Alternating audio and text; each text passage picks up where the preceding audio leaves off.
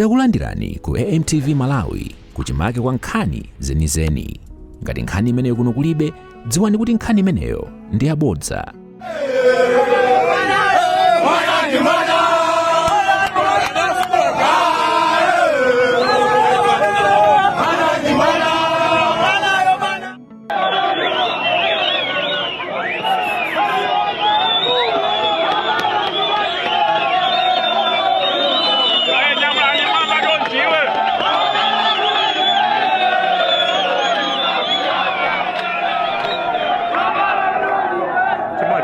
Ndiri modzi mwa amene mukukonza nawo zonetsero mwina zili potani pakadali pano ola imene mmayenera kuyamba sinafike ola imene timayendekesera ndimene afikayi takukhala tikukubisa kumva kuti mademo alese omwe ifeyo tinakambirana azili mademo alepherekera chinayi kukwalira bwanathu anali ndizochita ndinachipiro naikisana koma tinapasira mwayi mpata kuti chilichonse bakachioletsa pamanje ndemfeyo tinavomera ziti zimene ndiye kufikira siku la lero ndekutipembira lachinayi limene tinakonzeka lachisanu loweruka la mulungu kufikira dzulo usiku tinakonzekera kuti pete pakatani mademonstration ndekufika pano apolisi akunena kuti apangidwa communicate kuti mademo adani alephereka zomwe ifeni makhulupirira kuti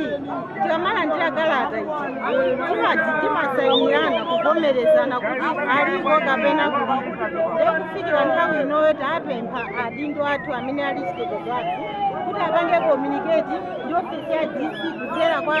adc athu a Lawford Palanga even a police commission of police chita chingine chani kutsatira mmene zakhalira mpakadali pano ineyo ndikukhulupirira kuti ngati nzika yozindikira ya udindo wake chilungamo chiyena kuyenda nthawi zonse ngati madzi. This is a national crisis ikukhudza wina aliyense sikuyang'ana mbali angakhale atsogoleri kachitetezo onsenso zili mgawo limeneli. Ndinaona ngati kuti pofuna mtendere pofuna chimodzi akanangotilola liwu lathu litani limveke basi ife liwu lathu limveke ndi zimene ife tikupempha kuti zichitike siku la lero. Ndipo peza akunena kuti akambirane kale ndi ofesi kutheka kunali miscommunication ku ofesi kwa ADC ndi a police ine zimene siningaziyankhe ine ndikungokamba zimene ine ndikuziwa ngati wachani wasibe ndiye tipemphe abale kuti ngati atusa maplaka ndiye tikuziwa kuti mademo adani alipo ndingopempha kukhale bata ndi chani ndifani koma atiuza kuti titani ndiwowo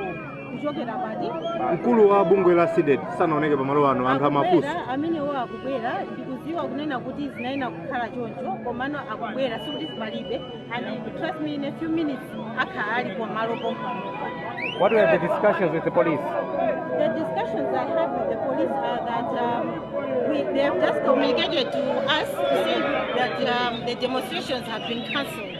Unfortunately, I did tell them personally that we had a stakeholders meeting where we had proposed our demonstrations to be on Thursday. Osaiwala kupanga subscribe ku channel ya AMTV Malawi.